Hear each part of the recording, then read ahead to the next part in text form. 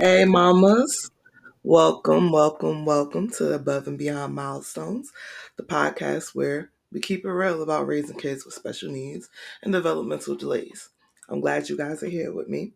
And whether you're brand new to this journey or you've been walking it for a while, this is your safe space to feel supported, inspired, and never alone. So let's dive in. Actually, you know what? Before we dive in, let me give you a little bit of, backstory about me. Um, I'm a mom, obviously. Um, I've kind of spun the block with the mom thing. I have two older children that are 18 and 20, and then I have my baby. He's 18 months, my little dude. And it's been a very exciting journey, and I mean, I have all the time in the world to tell you guys about this. So I'm probably going to just squeeze in a little stuff here and there, but just know that I'm not an expert by any definition of the word. I'm I'm just a mom like you guys who you know is trying to navigate this thing called life, and not having a playbook for any of this. We're all just winging it, doing our best. But I'm going to share with you guys the knowledge that I've learned on my journey so that hopefully I can be a blessing to you guys, and also so that you guys can pour into me. I mean, once, we get the audience going, which I'm sure they're going to come, I'd like to, have you guys on, interview you guys, tell me about your experiences. This is just join me for the ride. That's all I have to say, guys. But all right, let's dive in. I have some notes here, so if I'm looking down, just refreshing my memory here. So, um, today we're actually gonna, start by, doing something that's discussing something that's really close to my heart, and which is like, recognizing the signs of developmental delays, and not only recognizing them but recognizing them early enough so that you guys can get help, weeks that we can get help. um this nothing here is from a textbook. This is just my own perspective, my own experiences, and the advice I've gotten from other moms. So let's take it back, when my son was first born. um you notice things, right? Especially if you've been a mom before. So you get kind of alarmed when little things aren't happening, like the tummy time, the holding the head up. It's very alarming. And I told myself, all babies develop differently. I can't you know pin his movements and his development and base that upon somebody else. He's not them. um But deep down, I had a gut feeling that I had to, get him help, and I did. Thank God I did so early, But a lot of people, you hesitate and don't really want to take that leap. All right, though, but I had to listen. I had that little voice that said, "Pay attention," you know, and that's when I started looking more closely and learning what developmental delays really look like. So let's jump in and talk about some signs, right? Now you guys gotta remember, every child is different, especially our amazing kids. And developmental delays also, that it's not just from chromosomal abnormalities or diagnoses. You can have developmental delays and not have a diagnosis at all. Some NICU babies go through that, and it is what it is. But so this is what I learned as far as some helpful things to watch for um, when they're very young, like not making eye contact, not babbling or cooing. By I hate to put the numbers on this, but they say by 6 to 9 months for that. Trouble sitting up on their own, um, no crawling late, no first words, these all of these things, when they're happening before the kids turn 1, and it can be a little scary, but hey. Also, if they're really stiff or extra floppy, there's extremes on both ends. Um, and just missing multiple milestones over time. I mean, it has to raise some alarms, and at some point you have to override that instinct to just like say no, I'm not, I'm thinking too much into this. No, you're not. You're being a good parent. You're being proactive. um you know like with my baby, his milestones, they came, but they came on his time, and I'm okay with that. They're still coming on his time, and I'm right here with him, holding his hand. you know But with all things, the sooner we recognize the signs, the sooner that we can get support. So when I reached out to early intervention, and got him right in there, of course it's a process. It took a little bit of time, but I did get him in the early intervention. I actually got him in a little bit, like really early, like because at the first signs, I Google was my downfall. Yeah, we've all been with the Google thing.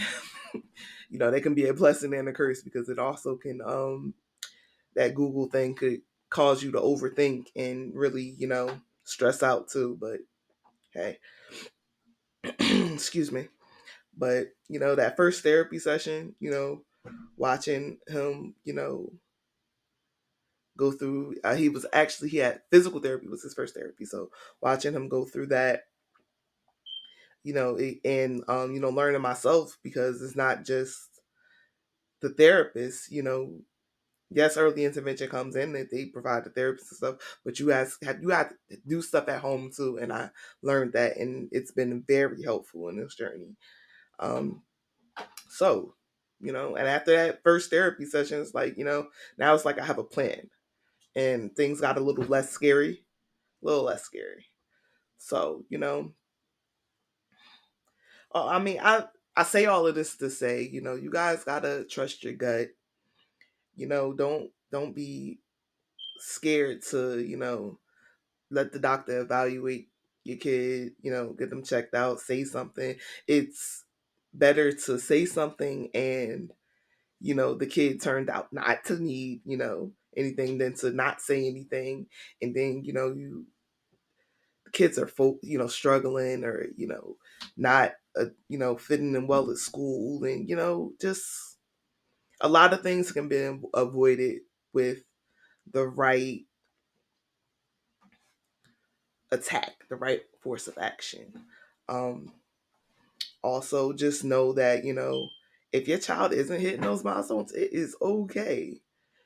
And, don't let anybody sit here and try to guilt you and make you feel bad because, why isn't your kid walking, or why isn't your kid doing this? Because he's not ready. He's not ready. He's not ready. She's not ready. They're not ready. When they get there, they'll get there. And I also look at it like this too. The brighter side of all of this is when they take their time hitting their milestones. You get to enjoy that baby phase so much longer. You get to really just love on them and just take your time. And that is more precious than anything, because I promise you, that baby phase, I love it. The toddler phase, the toddler phase might be a little bit ghetto, but hey. Um, Also, I also, want to tell you guys, like I said, it's just, it's okay. It's okay to, to feel, a bit apprehensive about thinking, people are going to be judging you or whatever. Don't worry about them though. You got it. You're doing what you have to do for your child, to nurture your child, to make sure that your child is, happy, healthy, and that's all that matters. Forget about time, state, date stamps and stuff. I mean, pay attention to those things because, if you do need help, you need help, but don't dwell on them. Don't let that become um who you are and who, your kid is, just, oh my God, they're not me. They'll be fine. They'll get there. And you have the support from people like me, the community that we're going to develop here to really back you with all of this. So I just what I want you guys to take away from today's, short little intro podcast is just trust your gut, trust your mama gut. It's not gonna steer us wrong. It's it's there for a reason. You get that little tingle, that little inkling for a reason. And don't wait. You know, early help is very, very powerful. Very. My son is living proof of that. Because I always say if I wouldn't have got him the help when I did, um, where would he, where would he be now? I don't think he would be as far progressed as he is, and he's very far progressed. So, you know, and then once again, you guys are not alone in this. You're not.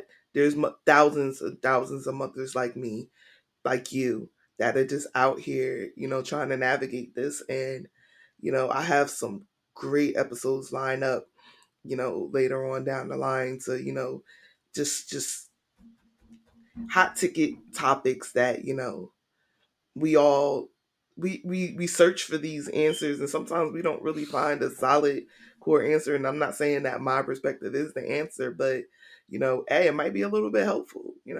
I might be able to share a little bit of knowledge that I learned that you maybe have not heard before. So just whether your child has Down syndrome or um, autism or just general delays with no clear diagnosis, whatever it is, just you're showing up, you're advocating, and that makes you amazing. It does. I mean, whew. All right, guys. So, just in closing, thanks for hanging out with me today at Above and Beyond Milestones. Um, if this episode spoke to you, just, share it with another mom that, might need a little bit of love and support.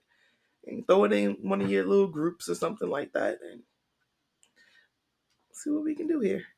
Next week we'll talk about actually I might do it before next week. But next episode, we'll talk about what to do after you do get that diagnosis, if you get that diagnosis. Because that moment can be a lot. So, you guys don't want to miss out.